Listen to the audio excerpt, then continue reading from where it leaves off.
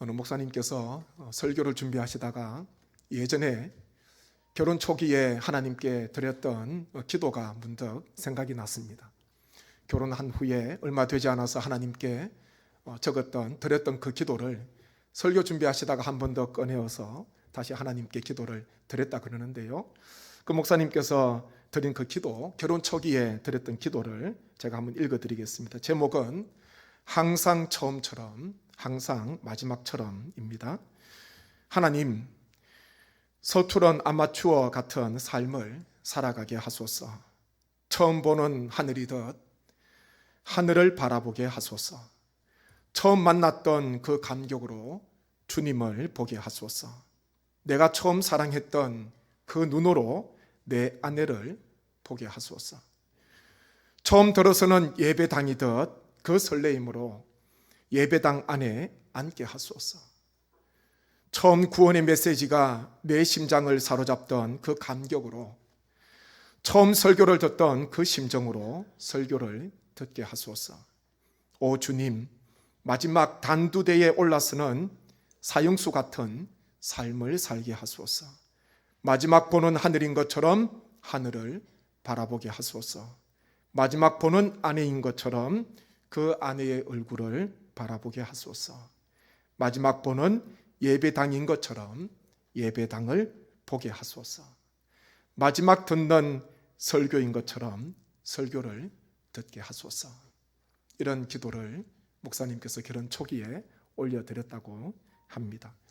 우리는 어떤 삶을 살아가고 있습니까? 하루의 삶이 우리에게 너무나 익숙하고 또 항상 내일이 주어졌고 오늘이 주어졌기에 감격과 기쁨과 소망을 상실한 채 무의미하게 살아가고 있지는 않습니까? 우리 마음속에 이 말을, 성경 말씀은 아니지만 이 명언을 늘 기억하면 좋을 것 같습니다.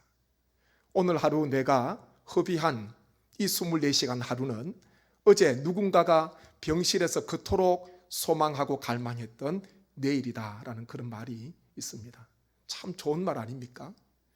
누군가가 내일을 그렇게 갈망했는데 나는 내일을 맞이했고 오늘을 살아가는데요, 별 의미 없이 그렇게 흘려보내기도 한다는 것입니다. 그래서 우리는 늘 하루하루의 삶을 항상 처음인 것처럼, 그리고 오늘이 마지막 날인 것처럼 우리는 최선을 다해서 살아가야 합니다. 그것이요 성도의 삶입니다. 이 사도 바울이 부활의 주님을 담메색 도상에서 만나고 난 뒤에 주님께서 부르시는 그날까지, 주님께서 본향으로 부르시는 그날까지 하루하루 처음 사명을 받았던 그 심정으로 주의 일에 최선을 다했습니다. 그리고요, 그 하루가, 오늘 하루가 부활의 첫날인 것처럼 소망을 품으면서 살아갔습니다. 그렇기에 바울에게 있어서 하루하루는 얼마나 소중한 시간인지 모릅니다. 그래서 바울은요, 그냥 살아간 것이 아니라 달려갔다, 쫓아갔다, 그렇게 다름박질하였다, 그렇게 고백하지 않습니까? 그만큼 하루하루의 삶이 우리에게 너무 소중한 날이라는 것입니다. 오늘 읽은 이 고린도전서 15장 말씀은 우리가 잘 알고 있는 말씀입니다.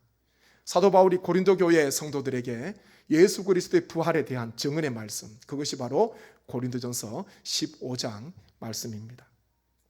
이 말씀 가운데 바울이 만난 그 주님, 그리고 바울이 만난 그 주님으로 말미암아 바울이 주님 부르시는 그날까지 어떤 삶을 살아갔는가, 우리 또한 부활절 이후에 살아가는 우리의 삶을 생각하면서 지난 주일에 이어서 두 번째 바울의 신앙과 삶을 보면서 우리에게 주시는 부활절 이후의 삶을 함께 나누기를 원합니다. 먼저 부활절 이후 우리는 하나님의 은혜로 살아야 합니다. 우리는 하나님의 은혜로 살아야 합니다. 오늘 말씀에 보면 부활의 주님께서 이 바울에게 찾아오시는데요, 바울에게 오기 전에 여러 사람들에게 보이셨다, 그렇게 말씀합니다. 게바와 제자들, 그리고 그 후에는 500여 형제들에게 보이셨고요, 야고보와 또 모든 사도들에게 보이셨다. 그리고 맨 나중에 만삭되지 못하여 난 자 같은 내게도 우리 주님께서 찾아오셔서 보이셨다, 그렇게 증언을 하고 있습니다. 주님께서, 부활의 주님께서 부활하신 모습을 나에게 보여주셨다는 거예요. 바울은 보이셨다 그렇게 증언하고 있습니다. 그 부활의 주님을 본 것, 세상에 그 무엇을 보는 것보다도 부활의 주님을 만나고 부활의 주님을 본 것, 그것은 일생 최대의 가장 기쁜 순간이요, 가장 영광스러운 순간이었습니다. 주님께서 십자가에서 죽으시고 장사되셨고 이미 다 끝났다고 생각했지만은 그 주님께서 부활하셔서 바울을 찾아온 거예요. 그러면서 나는 맨 나중에 나에게도 찾아오셨는데 나의 삶은 주님 만나기 전, 주님 찾아오시기 전의 삶은 만삭되지 못하여 난자 같은 그런 형편없는 삶이었다. 그렇게 바울은 고백하지 않습니까? 만삭이 되어서 태어나야 되는데 이 생명이 만삭되지 못해서 태어난다면 어떻게 하겠습니까? 그 생명 살릴 수 있겠습니까?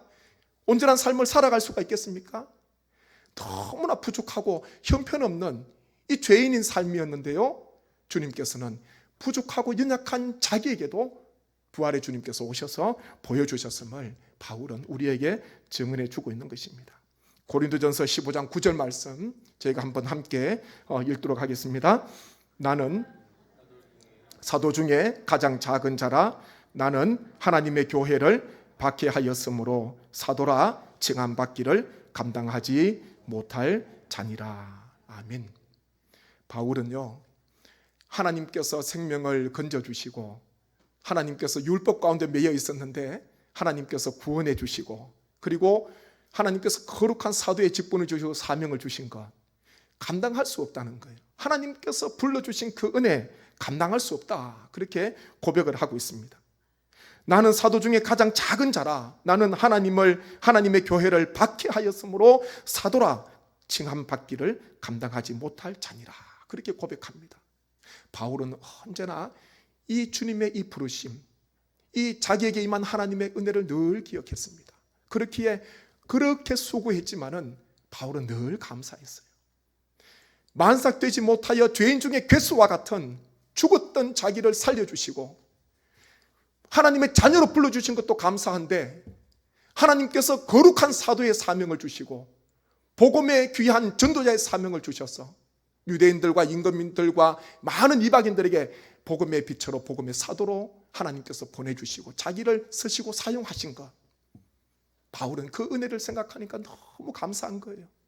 그러면서 바울은 그 은혜를 일생토록 기억하고 주의 사명을 감당하는 삶을 살아갔습니다. 항상 처음을 항상 기억했습니다. 처음 주님께서 불러주셨던 그때를 바울은 잊어버리지 않고 그 은혜, 그 감격, 그 주님의 부르심, 그 자기에게 맡겨주신 그 하나님의 그 사명을 기억하면서 바울은 달려간 것입니다. 10절 말씀 제가 같이 한번, 이 바울의 고백인데요, 한번 같이 힘있게 말씀을 읽겠습니다. 그러나 내가 나 된 것은 하나님의 은혜로 된 것이니 내게 주신 그의 은혜가 헛되지 아니하여 내가 모든 사도보다 더 많이 수고하였으나 내가 한 것이 아니요 오직 나와 함께 하신 하나님의 은혜로라. 아멘. 바울 서신을 보십시오. 바울 서신에 보면요, 가장 많은 단어가 무엇이겠습니까? 은혜입니다. 은혜. 하나님께서 베풀어 주신 그 은혜, 십자가의 그 은혜, 바울의 서신을 다 덮고 있는 거예요. 여기를 봐도 하나님의 은혜예요. 저기를 봐도 하나님의 은혜입니다. 하나님의 은혜가 이 바울의 전 인생을 덮어주었습니다. 그렇게 어떻게 고백합니까? 나의 나 된 것은 하나님의 은혜로 되었다. 죄인 사울이 정인 바울이 된 것은 다른 것으로 설명할 수 없어요. 다른 자격이 아닙니다. 오직 나에게 강권적으로 임하신 하나님의 은혜, 나를 살려주신 하나님의 그 사랑, 그것 외에는 사울이 바울이 된 것 설명할 길이 없어요. 무조건적인 하나님의 은혜입니다. 다메섹 도상으로 가다가 다메섹에 살고 있는 성도들을 체포해서 다시 예루살렘 공회 앞에 끌고 오려고 결박하려고 영장 가지고 가다가, 공문서를 가지고 가다가 거기에서 주님을 만나지 않습니까? 도저히 자기에게 이루어진 일은 다른 것으로도 어떤 것으로도 설명할 수가 없습니다. 하나님의 강권적인 하나님의 사랑이요 하나님의 은혜입니다. 그래서 바울은요, 모든 사도보다 내가 더 많이 수고했지만은 내가 한 것이 아니요 오직 나와 함께 하신 하나님의 은혜로라, 그렇게 고백하고 있습니다. 내가 한 게 아니에요. 하나님의 은혜가 나를 살리고요, 하나님의 은혜가 나로 하여금 일을 하게 하고요, 하나님의 은혜가 오늘도 하나님께서 주신 거룩한 사명과 직분의 자리를 지키게 하는 것입니다. 내 힘으로 내가 잘나서 주의 일을 하는 것 아닙니다. 우리 모두는 하나님의 은혜로 감당하고 있습니다. 그렇게 우리는 언제나 주님 앞에 감사드리시고, 내가 다른 성도보다 더 많이 수고하는 것 같고 더 많이 애쓰는 것 같고 섭섭한 마음 가질 필요 전혀 없습니다. 다른 분은 기도 안 하시는데 왜 기도 보니까 오늘 또 5월 기도 보니까 내 이름 들어가 있고, 하나님 앞에 행하시는 건요, 하나님께서 감당하게 하시는 겁니다. 우리의 마음속에 하나님의 은혜가 늘 차고 있으면은 하나님의 일을 하는데 기쁨이 있고요, 감사가 있습니다. 왜 그렇습니까? 내 힘으로 하려면 하나님의 일이 얼마나 힘든지 모릅니다. 무거운 짐이 얼마나 무거운지 몰라요. 그런데요, 하나님의 은혜가 내 마음속에 가득 채워져 있으면은, 나를 구원해 주시고 나를 살려주신 그 사랑이 충만하면은 주의 일을 하나님께서 감당하게 하실 줄로 믿습니다. 이 바울의 고백을 꼭 기억하십시오. 우리가 올해 코로나가 지속이 계속되면서 신앙의 자리를 지킵시다. 그래서 저희가 신앙의 자리 지키기 연초부터 1월 초부터 하지 않습니까? 시간마다 은혜의 자리 지키기, 또 헌신의 자리 지키기, 복음의 자리 지키기, 저희가 함께 외치고 있습니다. 신앙의 자리 어떻게 끝까지 지킬 수가 있겠습니까? 내가 지킬 수 있는 게 아닙니다. 하나님의 은혜가 매일마다 우리 삶 가운데 나에게 충만하게 역사해 주셔야 됩니다. 그렇게 할 때에 하나님의 은혜로 감당할 수가 있습니다. 죄인 중에 괴수였던, 또한 만사되지 못하여 난 자 같은 우리를 하나님께서 긍휼히 여기시고 불쌍히 여겨주셔서 하나님의 자녀로 삼아주시고 거룩한 직분과 사명을 주시고 천사도 흠모하는 거룩한 일을 우리에게 맡겨주신 그 하나님 아버지의 그 사랑과 은혜를 기억하셔서 주님께서 주신 신앙의 자리, 또 주님께서 맡기신 그 직분과 사명의 자리를 끝까지 감당하시는 우리 모든 성례교회 성도님 되시기를 주님의 이름으로 간절히 축원합니다. 다음으로 부활절 이후 우리는 거룩한 삶을 살아야 합니다. 혹자가 그런 말을 하더라고요. 사람에게 죽음이 있기에 의미 있는 삶을 살아갈 수 있다. 그런 이야기를 합니다. 맞는 말입니다. 우리에게 죽음이, 모든 인간에게, 사람에게 죽음이라는 것이 있기 때문에, 종착역이 있기 때문에, 그래도 죽음이 오기 전에 의미 있는 삶, 가치 있는 삶을 살아보려고 합니다. 이 땅에 살아가는 모든 사람들의 마음에 바람 아니겠습니까? 간절한 그런 희망입니다. 그런데 우리 성도는요, 하나님의 자녀는 죽음 때문에 의미 있는 인생이 아니라, 의미 있는 삶이 아니라 부활이 있기 때문에 우리는 거룩한 삶을 살아가셔야 됩니다. 내가 하고 싶은 일로 채우는 것이 아니라, 세상 그 무엇으로 나의 인생을 채우는 것이 아니라, 내 인생의 내용을 채우는 것이 아니라, 우리는요, 주님께서 주시는 영원한 생명이 있고 주님 앞에서는 그날이 있고 부활의 영광이 있기 때문에 오늘 하루도 거룩한 삶을 살아가셔야 합니다. 고린도전서 15장 19절 20절 말씀 제가 교독합니다. 만일 그리스도 안에서 우리가 바라는 것이 다만 이 세상의 삶뿐이면 모든 사람 가운데 우리가 더욱 불쌍한 자이리라.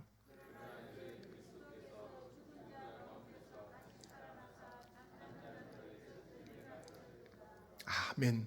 바울은 어떻게 정언합니까? 주님께서 부활하셨기 때문에, 잠자는 자들의 첫 열매가 되셨기 때문에 이미 죽었던 자들, 그리고 지금 살아있는 자들에게 영원한 소망이 되셨다. 그러면서요, 우리에게는 이 세상, 우리가 바라는 것은 눈에 보이는 이 세상이 전부가 아니라 보이지 않는 부활, 하나님의 영원한 나라, 본향이 있다는 것, 그것을 알기에 성도는 이 땅에서 어떤 고난과 핍박 속에서도 불쌍한 자가 아니라 가장 영광스러운 존재요, 가장 복받은 사람임을 바울은 증언하고 있는 것입니다. 그래서 바울은요, 주님을 위해서 그렇게 고난을 당하고 핍박을 받았는데 1차, 2차, 3차 선교를 하면서 마지막 감옥에서도 주의 복음을 전하고 순교하는 길까지 나아갔는데, 만약 내가 바라는 삶이 이 생뿐이라면 내가 인생 가운데 가장, 세상 사람 가운데 가장 불쌍한 자라고 그렇게 바울은 증언하고 있는 것입니다. 역설적으로 바꾸어서 생각하셔야 됩니다. 그렇기에 우리는 가장 복받은 사람입니다. 왜 그렇습니까? 부활이 있기에, 부활의 영광이 있기에 우리는 가장 불쌍한 자가 아니라 가장 복받은 성도인 줄로 믿습니다. 고린도전서 15장 32절부터 34절까지 한 번 더 교독합니다. 내가 사람의 방법으로 에베소에서 맹수와 더불어 싸웠다면 내게 무슨 유익이 있으리요? 죽은 자가 다시 살아나지 못한다면 내일 죽을 터이니 먹고 마시자 하리라.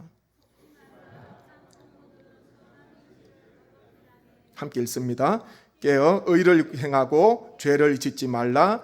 하나님을 알지 못하는 자가 있기로 내가 너희를 부끄럽게 하기 위하여 말하노라. 아멘. 당시 고린도 교회 안에 침투해 있었던 것, 여러 다른 교사, 다른 거짓된 가르침이 있었지만 그 중에 하나가요, 악한 동무, 하나님을 알지 못하는 자들이 있었습니다. 이들이 누구냐 하면은 부활을 부정하는 사람이요, 부활을 믿지 않는 사람들이 고린도 교회 안에 침투해 있었고 성도들을 미혹하게 한 것입니다. 이 사람들은 어떤 삶을 살아갑니까? 내일 죽을 터이니 먹고 마시자. 이런 사람들의 특징이에요. 이런 사람들은 부활을 부인하고 부활을 부정하고 믿지 않는 사람들은 이 세상만 바라보기 때문에요, 내일 죽을 터이니 먹고 마시자. 이 사람들의 이 삶의 특징입니다. 죽음으로 끝난다고 생각하는 사람, 이렇게 되겠지요. 왜 그렇습니까? 현세만 바라보니까, 이 세상만 바라보니까. 어렸을 때 동네에서 잔치를 간혹 하곤 했습니다. 그때 보면은 어르신들이 모여서요, 노래를 부르는데 제가 들으려고 한 것이 아니라 밤에 조용하면 소리가 다 들리는 거예요. 그때 가장 많이 등장했던, 불려졌던 유행가가 보니까요, 그런 노래입니다. 노세 노세 젊어서 놀아 늙어지면 못 노나니. 이런 유행가가 있습니다. 제가 그 뒤에 가사가 어떻게 되는가 인터넷 검색을 해보니까 가사를 모르겠어요. 어떤 노래인지도 저는 모르겠습니다. 제가 얼마나 들었던지요. 시골에 있으면서 노세 노세 젊어서 놀아 늙어지면 못 노나니. 못 논 게 한이 돼서 그런지 몰라도요, 그렇게 놀기를 원하시더라고요. 성도의 삶, 우리의 삶은요, 이 세상에 노는 인생이 아닙니다. 노는 것이 무엇이겠습니까? 내 중심적으로 시간을 사용하는 거지요. 내가 하고 싶은 거, 가고 싶은 거 하는 것입니다. 그런데요, 우리 성도는요, 하나님께서 맡기신 그 일을 위해서 거룩한 삶을 우리는 살아가셔야 합니다. 하나님께서는 이 사도 바울을 통해서 고린도 교회 성도들에게 또 우리들에게요, 주님께서 요구하시는 것, 그것은 깨어서 의를 행하고 죄를 짓지 않는 거룩한 삶을 살기를 원하시는 것입니다. 부활을 소망하는 자, 부활절 이후에 살아가는 우리의 삶 속에 우리는 언제나 이 세상을 넘어서 영원한 하나님의 나라 부활이 있음을 기억하면서 늘 깨어서 의를 행하면서 죄를 짓지 않으며 거룩한 삶을 사시는 우리 모든 성도님 되시기를 간절히 소망합니다. 그리고요, 부활절 이후 우리는 항상 주의 일에 힘쓰는 삶을 살아야 합니다. 15장 58절 말씀 마지막 절 함께 읽습니다. 그러므로 내 사랑하는 형제들아, 견실하며 흔들리지 말고 항상 주의 일에 더욱 힘쓰는 자들이 되라. 이는 너희 수고가 주 안에서 헛되지 않은 줄 알미라. 아멘. 부활에 대해서 57절까지 길게 바울은 부활을 증언합니다. 그리고 그러면서요, 결론과도 같은 그런 말씀을 우리에게 전해주고 있습니다. 그것은요, 내 사랑하는 형제들아, 견실하며 흔들리지 말고 항상 주의 일에 더욱 힘쓰는 자들이 되라. 너희 수고가 주 안에서 헛되지 않은 줄 알미라. 이런 증언을 하였습니다.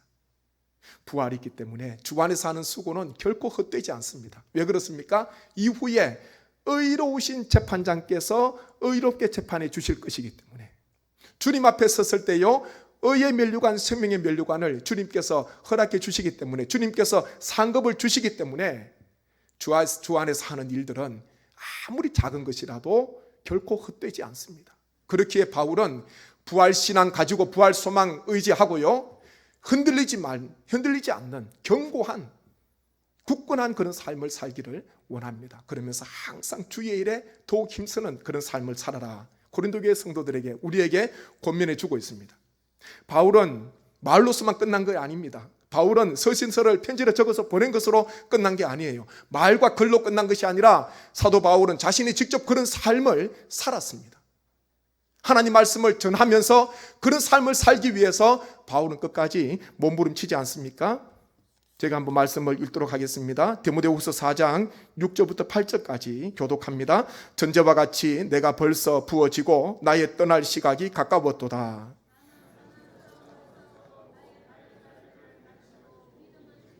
함께 읽습니다. 이제 후로는 나를 위하여 의의 면류관이 예비되었으므로 주 곧 의로우신 재판장이 그날에 내게 주실 것이며 내게만 아니라 주의 나타나심을 사모하는 모든 자에게도니라. 아멘.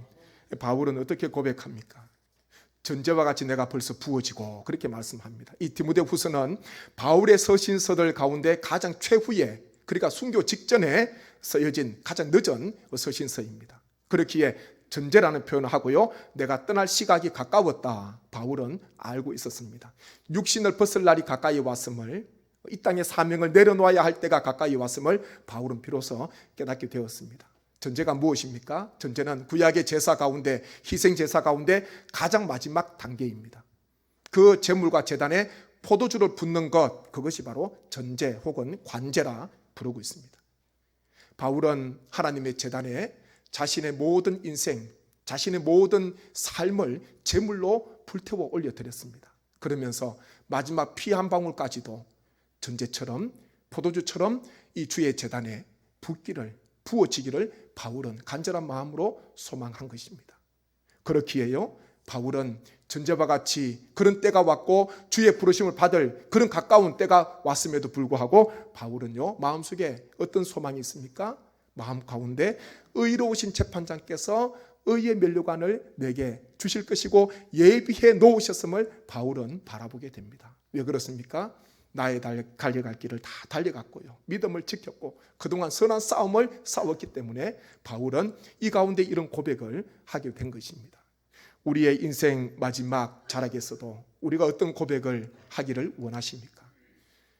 주님께서 우리에게 베풀어 주신 많은 은혜가 있었고 우리에게 많은 날들이 있었습니다. 바울처럼 전제가 부어져야 되고, 그리고 마지막 시간이 가까이 왔고 육신의 장막을 벗어야 되는 그 순간이 왔을 때에 우리는 성도들에게 하나님 앞에 어떤 기도를 올려드리고 무엇을 소망하고 바라보셔야 되겠습니까?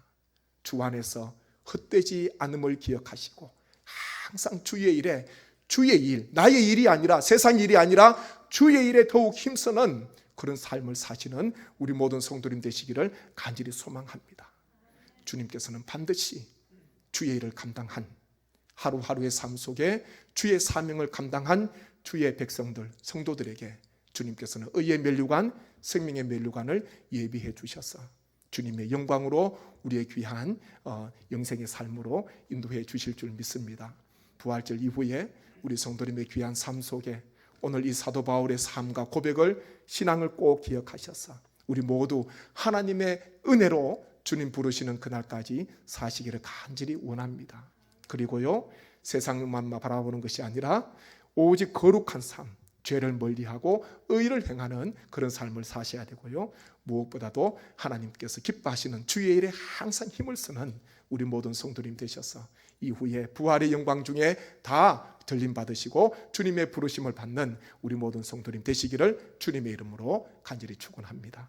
제가 말씀을 생각하면서 함께 기도하기를 원합니다. 아버지 하나님, 만삭 중에 태어난, 만삭이 되지 못하여 난 자 같은 우리를 불러주시고 죄인 중에 괴수와 같은 우리, 하나님의 사랑을, 구원을 받을 수 없는 극악무도한 죄인임에도 불구하고 우리를 불러주시고 자녀 삼아주시고 거룩한 직분과 사명을 주시고 하나님의 교회를 섬길 수 있는, 주의 나라 확장 가운데 쓰임받을 수 있는 은혜 베풀어 주셔서 감사합니다. 이 감격과 이 은혜가 하나님의 식지 않게 도와주시고 하나님의 우리 모든 일생 끝까지 주장하여 주셔서 거룩한 삶을 살게 하시고 부활신앙과 소망을 의지하고 항상 주의 일에 힘쓰는, 하나님 끝까지 믿음을 지키고 달려가는 우리의 삶이 되게 하여 주시옵소서. 부활신앙으로 승리하게 하여 주옵소서. 간절한 마음으로 기도하겠습니다. 아버지 하나님, 은혜를 감사합니다. 주님, 우리를 기억해 주시고 주님 주신 귀한 말씀을 마음에 새기기를 소망합니다. 만삭되지 못하여 난 자 같은 우리를 구원하여 주시고 우리를 찾아와 주시고 부활의 주님을 보여주셔서 하나님의 저희를 자녀로 삼아주시고 아버지 하나님의 영원한 백성으로 불러주셔서 감사합니다. 주님, 거룩한 직분과 사명을 주셔서 감사합니다. 아버지 하나님의 그 은혜가 하나님 날마다 우리 가운데 하기를 소망합니다. 하나님의 은혜가 우리 가운데 차고 넘치기를 소망합니다. 하나님의 은혜로 우리의 삶을 덮어 주옵소서. 주시옵소서. 하나님의 은혜로 우리의 모든 시간을 덮어 주시옵소서. 주님의 그 은혜를 기억하며 거룩한 삶을 살게 하시고 아버지 하나님 오직 주의 일에 더욱 힘쓰는 삶이 되게 도와주셔서 전제가 부어지는 그 시간, 떠날 시간이 가까이 왔던 그 시간에 오직 의의 면류관 생명의 관을 바라보시면서 영광 중에 나아가는 저희 모든 인생이 되게 하여 주옵소서. 아버지 하나님의 이 세상만 바라보는 인생이 아니라 하늘에 속한 자로 살기를 소망합니다. 아버지 하나님 내일만 바라보는 것이 아니라 영원을 소망하는 우리 모든 성도님 한 분 한 분의 삶이 되게 하여 주옵소서. 부활신앙으로 새롭게 하여 주옵소서. 은혜를 베풀어 주시옵소서. 하나님께서 허락하시는 그 기간 동안 오직 주의 영광을 위하여서 힘있게 달려가게 도와주시고 하나님의 나라와 복음과 교회와 후손들의 신앙과 믿음을 위하여서 힘있게 감당하는 저희 모든 삶이 되게 하여 주옵소서. 은혜를 베풀어 주시옵소서. 이 모든 간구를 예수님의 이름으로 기도드립니다. 아멘.